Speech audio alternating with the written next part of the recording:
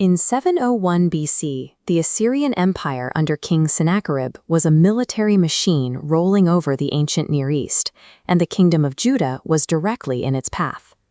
It is precisely in this moment of rising panic that the prophet Isaiah records a specific vision.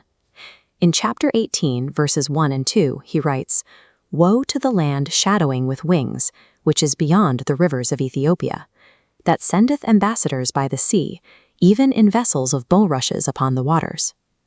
Those rivers point directly to the Upper Nile. This establishes the origin as the kingdom of Cush, or ancient Ethiopia. King Tirhakah dispatched envoys down this exact river system. They navigated the waters in light papyrus vessels, the vessels of bulrushes Isaiah described, arriving in Jerusalem to offer King Hezekiah a joint military alliance against the Assyrian threat. Isaiah immediately steps in with a severe geopolitical warning.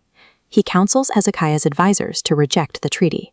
They are not to trade their reliance on divine protection for the false security of an Ethiopian and Egyptian military pact.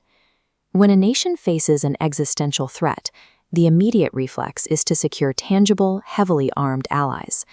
Trusting a prophet over an invading army requires rejecting the most logical human solution in favor of divine instruction. But there is a second layer to this text, beginning with a translation anomaly in verse 1. Scholars note that shadowing with wings is better translated from the Hebrew as the buzzing of wings, or even a land in the shape of wings. Latter-day Saint leader Joseph Fielding Smith observed that this exact description maps physically to the Western Hemisphere. Look at a globe. The connected continents of North and South America trace the outline of a bird with its wings spread outward. Under this geographical framework, the swift messengers dispatched over the waters take on a new meaning. They represent a modern missionary force originating from the Americas, traveling outward across the globe. Their objective is defined in verse 2. They are sent to a nation scattered and peeled. This is the directive to locate and gather the historically dispersed tribes of Israel. Isaiah's writing operates on dual tracks. A single passage functions simultaneously as a real-time policy warning for ancient Judah and a precise geographical blueprint for the latter-day restoration.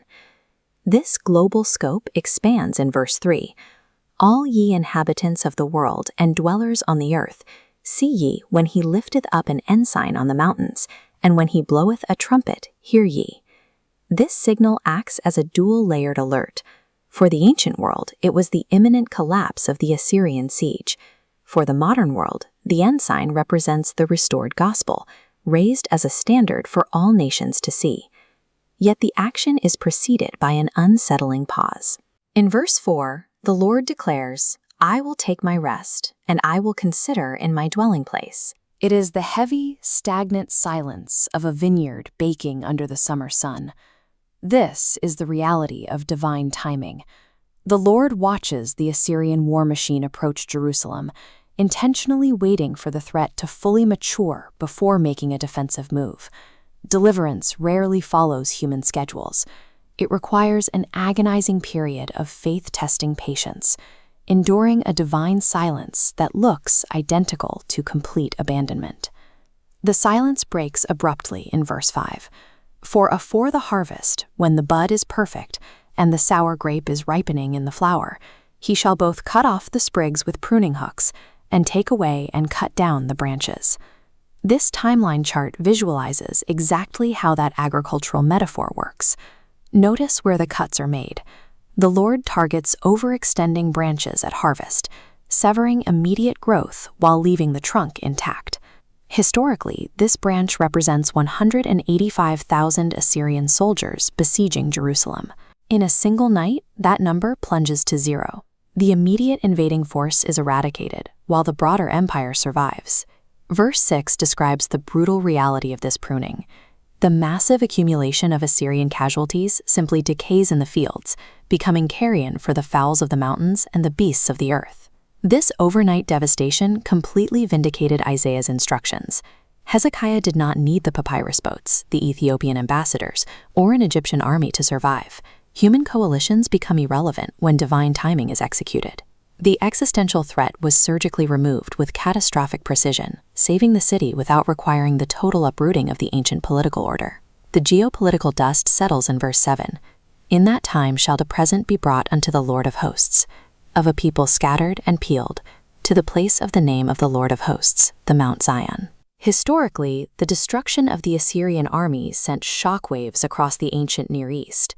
Surrounding nations, awestruck by the sudden slaughter of the region's superpower, immediately began sending wealth and tribute to King Hezekiah. Even the Egyptians and Ethiopians, the very forces who had just offered their own military protection, traveled to Mount Zion to acknowledge the absolute supremacy of Israel's God. But modern revelation expands the scope of this final verse far beyond the wealth of ancient kings.